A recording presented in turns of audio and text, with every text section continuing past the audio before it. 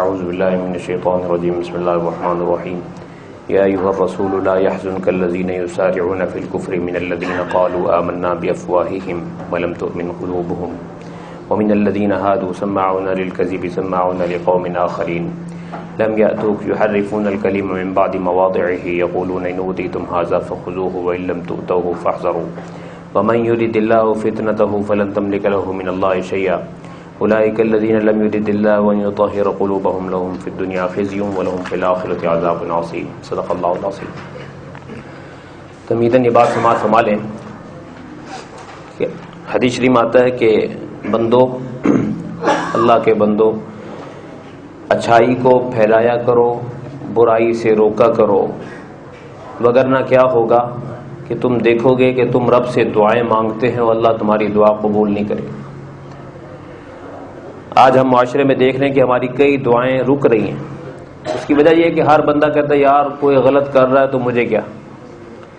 اچھائی کے ساتھ، سلیقے کے ساتھ، اچھے انداز کے ساتھ ہم کسی کو سمجھانے کے لیے تیار ہی نہیں، بلکہ جو سمجھاتا ہے اسے برا محسوس کرتا ہے. یار کسی کو کیا ضرورت ہے، اپنی اپنی کرو بس. یہ چیز اللہ تعالیٰ کو پسند نہیں ہے. معاشرے میں کوئی غلط کام کرے اس کو عزت دے کر، احترام دے کر اس کو سمجھانا پھر بھی چاہیے. ہاں اس کو اس طریقے سے سمجھایا نہ جائے جس سے وہ ذلت محسوس کرے. اس چیز کا خیال رکھا جائے کہ وہ ذلیل نہ ہو، لیکن اس کو سمجھانا چاہیے. رسول اللہ صلی اللہ علیہ وسلم کو اللہ سبحانہ وتعالیٰ نے جو تبلیغ کا حکم دیا تو آپ علیہ السلام نے اس قدر تبلیغ کی کہ قرآن مجید میں جا بجا آیات میں آتا ہے کہ اللہ تعالیٰ تسلی دیتے ہوئے فرماتا ہے کہ آپ بس کریں، اتنا غم نہ کھایا کریں. ایک آیت میں آتا ہے لعلک باخع نفسک، آپ اپنی جان کو خطرے میں ڈال دیں گے. اللہ یکونوا مؤمنین، کہ یہ ایمان نہیں لاتے. وما اکثر الناس ولو حرصت بمؤمنین، فرمایا کہ آپ کتنی بھی حرص کر لیں لوگ آپ کی بات کو اتنی جو ہے سارے قبول نہیں کریں گے، چند قبول کریں. آج کی آیت میں بھی تسلی دی جا رہی ہے، یا ایھا الرسول، اے رسول صلی اللہ علیہ وسلم، لا يحزنك الذين يسارعون في الكفر، جو لوگ کفر میں گرنے میں جلدی کرتے ہیں آپ ان کا غم نہ لیا کریں، آپ دل پہ لے لیتے ہیں.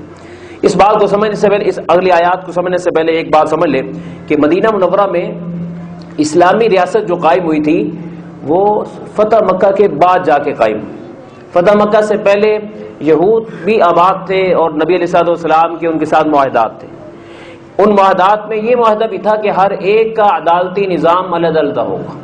چنانچہ یہود کی عدالت علیحدہ لگتی تھی اور مسلمانوں کے فیصلے حضور علیہ السلام کی مسجد نبوی میں ہوا کرتے تھے. البتہ یہود بعض مسائل میں مسلمانوں سے رجوع کیا کرتے تھے اپنا مقصد نکلوانے کے لیے، کیونکہ اسلام میں درمیانہ ہے، احکام درمیانے ہیں، بہت سختی بھی نہیں، بہت نرمی بھی نہیں، درمیانہ دین ہے. یہود کو ان کی گناہوں کی وجہ سے سخت دین دیا گیا، اس میں بڑے احکام دیے گئے. مثلا یہ تھے ان کو کپڑے کاٹنے پڑتے تھے، کپڑا پلید ہوتا تھا تو کپڑا کاٹنا پڑتا تھا. اسی طریقے سے ان کے جو مرتد ہوئے تھے ان کی سزا توبہ کے طور پر قتل ان کے لیے لکھا گیا کہ جنہوں نے گناہ نہیں کیا وہ قتل کریں ان کو جنہوں نے گناہ کیا. تو اس قسم کے احکام تھے ان کے. یہاں پر نرمی تھی تو اس لیے وہ نرمی کی وجہ سے مسئلے پوچھنے کے لیے آیا کرتے تھے. اچھا، اللہ کی شان، وہ پیر بنے ہوئے تھے ان کے لوگ نا، جو ان کے گدی نشین تھے، پیر تھے، وہ خود نہیں آتے تھے، اپنے بندے بھیج دیا کرتے تھے کہ جاؤ معلومات لے کر آؤ آج کل وہ کیا بیان کر رہے ہیں، آج کل وہاں کیا سکھایا جا رہا ہے. اس مسئلے میں ان سے مسئلہ پوچھو، پھر ہمیں چپ کر کے بتاؤ، کسی اور کو نہ بتانا. اور قرآن کہتا ہے کہ ان کو دین نصیب نہ ہوا، حالانکہ وہ اپنے مذہب کی کتاب کے بڑے ماہر پیر تھے، دین نصیب نہیں ہوا. ایک تو وہ جھوٹ ان کو لگ گیا تھا، تو جھوٹ کو پسند کرتے تھے. دوسرا ان کو رشوت لگ گئی تھی کہ وہ مسائل کو، یعنی جو آنے والا ہوتا تھا اس کی مالی حیثیت کے اعتبار سے اس کے لیے مسئلے کو نرم کر دیا کرتے کہ مثلا بہت امیر آدمی آیا ہے، اس سے کہتے آپ اتنا اگر چندہ دیں گے آپ کے لیے مسئلہ یہ ہے. دوسرا آتا وہ بیچارہ چندہ تھوڑا دے سکتا، اس کے لیے مسئلہ بدل جاتا. تو قرآن مجید نے کہا پھر ان کو ہدایت نہیں ملی. رسول اللہ صلی اللہ علیہ وسلم کے دور میں رہتے ہوئے اپنی گدی چمکانے کے چکر میں لگے رہے، اور نتیجہ کیا ہوا؟ بیچاروں کی آخرت بھی گئی اور دنیا بھی گئی. تو قرآن اسی کا ذکر کرتے ہوئے کہتا ہے یا ایھا الرسول، اے رسول، لا يحزنك الذين يسارعون في الكفر، آپ کو غمگین نہ کریں وہ جو دوڑتے ہیں کفر میں، گرنے میں. من الذين قالوا آمنا بافواههم، ان لوگوں میں سے جو کہتے ہیں ہم ایمان لائے اپنے منہوں کے ساتھ صرف زبان سے کلمہ پڑھتے ہیں. وَلَمْ تُؤْمِنْ قُلُوبُهُمْ حالانکہ ان کے دل مومن نہیں ہیں. وَمِنَ الَّذِينَ هَادُوا یہ تو پہلا ذکر تھا منافقین کا. اب وبا یہودیوں میں سے بھی ایسے ہیں سماعون للکذب سماعون لقوم آخرین جھوٹ بولنے کے لیے جاسوسی بھی کرتے ہیں, دوسری جماعت کے جاسوس بن کر آپ کی محفل میں آتے ہیں. لم یاتوک جو خود آپ کے پاس نہیں آئے, یہ ان کے پاس جا کر آپ کی باتیں سناتے ہیں. یحرفون الکلم من بعد مواضعہ اور ان کا ایک بڑا ظلم یہ ہے کہ وہ بات کو اس کے ٹھکانے سے بدل دیتے ہیں, یعنی تورات کے احکام کو بدل کر امیر کے لیے اور حکم غریب کے لیے اور حکم کرتے ہیں. آج ہم جس ملک میں رہتے ہیں وہاں کیا ہے, قانون امیر کے لیے اور ہے غریب کے لیے اور ہے. یہ ساری مصائب اسی وجہ سے. کاش قانون ایک ہو جائے, قانون ایک ہو جائے مسئلے حل ہو جائیں گے سارے, لیکن غریب کے لیے قانون اور امیر کے لیے اور. یہ یہودیوں کی صفت تھی جو قرآن نے نقل کی. اب افسوس کہ بلد تو ہم نے اسلام کے نام پر لے لیا لیکن ہمارے پاس وہ مسائل نہ آ سکے کہ قانون ایک بن سکتا. فرمایا کہ یقولون ان اوتیتم ھذا فخذوہ کہتے تھے کہ اگر تمہیں تمہارے مطلب کا حکم یہ والا ملے تو لے لینا, قبول کر لینا. وَإِن لَّمْ تُؤْتَوْهُ فَاحْذَرُوا اور اگر یہ نہ ملے تو بچ جانا. کیا مطلب کا حکم لینا اسلام سے, حضور اسلام کی محفل میں جا کے, وگرنہ نہ لینا. قرآن اسی کو کہتا ہے وَمَن يُرِدِ اللَّهُ فِتْنَتَهُ فَلَن تَمْلِكَ لَهُ مِنَ اللَّهِ شَيْئًا جسے اللہ گمراہ کرنا چاہے تو آپ اس کو پھر اللہ سے ہدایت نہیں دلوا سکتے, آپ اس کے لیے کچھ نہیں کر سکتے. اللہ کس کو گمراہ کرتا ہے؟ قرآن نے دوسرے مقام پہ کہا کہ جس کا ہدایت کا عزم نہ ہو. جب بندہ فیصلہ کر لیتا ہے کہ میں نے اللہ کو راضی کرنا ہے تو اللہ تعالیٰ اس کے لیے راست سے نکال دیتے. اور جب عزم نہیں ہوتا, کمزور ارادے ہوتے ہیں تو انسان بہک جاتا ہے, گمراہ ہو جاتا ہے. علماء نے لکھا ہے کہ یہود کی عوام کیوں گمراہ ہوئی کہ انہوں نے حکیم ڈاکٹر کے لیے تو میرٹ رکھا ہوا تھا کہ حکیم کس کو ماننا ہے, ڈاکٹر کس کو ماننا ہے, انجینئر کس کو ماننا ہے جی, لیکن آرکیٹیکٹر کس کو ماننا ہے, لیکن مولوی کس کو ماننا ہے اس کا کوئی میرٹ نہیں تھا. جو اچھا بیان کرے وہ مولوی, جو جبہ خوبصورت پہن لے وہ مولوی, جس کی داڑھی زیادہ لمبی ہو وہ مولوی, اور جو گلی میں صفائی کر رہا ہوتا ہے نا وہ بھی داڑھی رکھی ہو تو اس کو بھی مولوی کہہ دیتے ہیں. میرٹ ہی کوئی نہیں.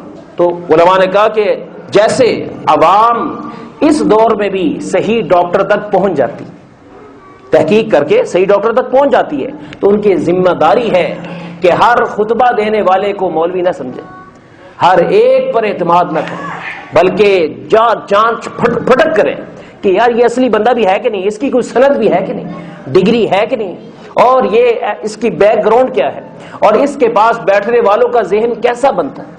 ہم صرف ٹی وی پر کلپ پانا چاہیے, ہم عاشق ہو جاتے ہیں کہ نہیں یہ یار زبردست آدمی, تو نتیجہ یہ ہوتا ہے کہ انسان گمراہ ہو جاتا ہے. تو اس لیے ڈاکٹر کو پہچانتے ہیں, صحیح عالم کو بھی پہچانے, صحیح پیر کو بھی پہچانے, صحیح مولوی صاحب کو بھی پہچانے, کون ہے کون نہیں. ہر ایک کی تعریف نہیں, ہر ایک پر معتقد نہیں ہو جانا چاہیے. فما اولئک الذین لم یرد اللہ ان یطہر قلوبہم یہی وہ لوگ ہیں جن کے دل پاک کرنے کا اللہ تعالیٰ کا کوئی ارادہ نہیں. لہم فی الدنیا خزی ان کے لیے دنیا میں ذلت ہے, ولہم فی الآخرۃ عذاب عظیم اور آخرت میں بڑا عذاب ہے. جو ایسے لوگوں کے پیچھے لگے, ایسے پیروں کے پیچھے لگے, فرمایا وہ بھی بچ نہیں سکیں گے ذلت سے. قیامت کے روز پوچھا جائے گا کہ تو نے جس پر اعتماد کیا تھا تو نے اس کے لیے کوشش کیا تھی, گہرائی میں جا کر اس کو جان پھٹک کی تھی کہ نہیں تو نے اس کی. بس آنکھیں بند کر کے ہر ایک کے پیچھے مت چلیں, کیونکہ آخرت کا مسئلہ ہے. اللہ تعالیٰ کہ ہاں فیصلے ہونے انصاف پر کہ آپ دین کے لیے کتنے سنجیدہ ہیں, دنیا کے لیے کتنے سنجیدہ ہیں. سماعون للکذب اکالون للسحت قرآن نے ایک اور خامی ذکر کی کہ یہ لوگ جھوٹ بولنے کے لیے جاسوسی کرتے ہیں اور حرام کھانے والے ہیں, رشوت کھانے. سحت قرآن نے رشوت کو سحت کا, سحت کہتے ہیں جڑ سے مار دینے والی چیز. رشوت جس معاشرے کو لگ جاتی ہے وہ معاشرہ کبھی پنپ نہیں سکتا, وہ معاشرہ کبھی عزت نہیں پا سکتا, وہ معاشرہ دنیا کی نظر میں ذلیل ہو جاتا ہے. آج ہماری ملک کے اندر آزمائشوں کی بڑی وجہ, دوسری بڑی وجہ رشوت خوری بھی ہے. رشوت کیا ہوتی ہے کہ جس آدمی کی جو ڈیوٹی ہے وہ اس کو ڈیوٹی سمجھنے کے بجائے بلکہ اس پر معاوضہ لینا شروع کر دیں. مثلا یہ جتنے کلر کا حضرات ہیں ان کی ڈیوٹی ہوتی ہے کہ جو فائل ان سے مانگی جائے یہ دیں, لیکن کہتے نہیں پہلے فیس بھرو. ایکسٹرا پیسے لیتے ہیں وہ سود بن جاتا ہے, اسی طریقے سے رشوت بن جاتی ہے وہ. تو اللہ بچائے انسان اور پھر رشوت دینے والے کو بھی نبی علیہ السلام نے فرمایا کہ ایسے اس کے گھرانے پر, اس کے گھر پر, اس کی ذات پر, اس کی اولاد پر اللہ کی رحمت نہیں آتی, اور رشوت لینے والے پر بھی رحمت نہیں آتی. ہم رشوت اگر لیتے نہیں, دیتے تو ہیں, پتہ نہیں کہاں کہاں دیتے ہم. وہ کہتا یار کوئی نہیں, حتیٰ کہ حج پہ جاتے عمرے کے جاتے ہیں ہوٹل لیتے لیتے نا دائیں بائیں، جب تک رشوت نہ دیں صحیح ہوٹل ملتا نہیں، اس کو بھی علیحدہ رشوت دیتے ہیں، اور ہوٹلنگ والوں کو بھی رشوت دیتے ہیں کہ کیا تو عمرہ کرنے جا رہا ہے، کہتا نہیں اس کے بعد میرا کام ہی نہیں بنے گا۔ بھائی کچھ بھی ہو برداشت کرو، کسی کو رشوت کی لت لگانے والا قیامت کے روز اسی طرح پکڑا جائے گا جس طرح رشوت لینے والا پکڑا جائے گا۔ تو ہر شعبے میں ہم نے اس کو گھسیڑ دیا۔ فرمایا کہ فَإِن جَاءُوكَ فَاحْكُم بَيْنَهُمْ أَوْ أَعْرِضْ عَنْهُمْ، اگر یہ آپ کے پاس آئے فیصلہ کروانے کے لیے تو آپ ان میں فیصلہ کر دیجئے، یا آپ ان کا فیصلہ نہ کیجئے، آپ کو اختیار ہے۔ وجہ یہ کہ اسلامی ریاست ابھی بنی نہیں، صرف معاہدات تھے، ان معاہدات کی روح سے آپ ذمہ دار نہیں ہیں۔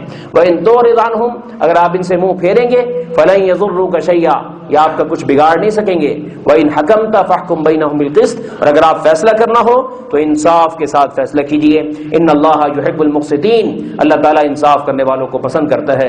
وَكَيْفَ يُحَكِّمُونَكَ، اور یہ آپ سے فیصلہ کیوں لیتے ہیں؟ وَعِندَهُمُ التَّوْرَاۃ، ان کے پاس تورات ہے، فیہا حکم اللہ، اس میں اللہ کا حکم موجود ہے واضح طور پر۔ ثم يتولون من بعد ذلك، پھر یہ اس کے بعد ہٹ جاتے ہیں اس سے۔ وما اولئک بالمؤمنین، اور یہ اس کو بھی ماننے والے نہیں ہیں، یعنی ان کی مرد عورت نے گناہ کیا، ان کو سزا دینے کا موقع آیا تو کہنے لگے اسلام سے پتہ کرو شاید رعایت مل جائے۔ اسلام نے رعایت نہیں دی، کہنے لگے ہم مانتے ہی نہیں، ہم صرف گدھے پر بٹھا کر ان کا منہ کالا کریں گے، سزا ہو جائے گی۔ قرآن مجید میں آتا ہے کہ اس آیت کے بعد نبی علیہ السلام نے پھر ان کے پیروں کے پاس جا کر ان سے پوچھا بتاؤ تورات کا حکم کیا ہے؟ کہنے لگے جی تورات کا حکم یہ ہے کہ جو گناہ بدکاری کرے اس کو صرف گدھے پہ بٹھا کے اس کو سنسار کرنے کا حکم نہیں ہے، گدھے پہ بٹھاؤ۔ فرمایا جس رب نے فرعون کو غرق کیا، تورات کو نازل کیا، تجھے اس رب کا واسطہ دیتا ہوں تو صحیح مسئلہ بتا۔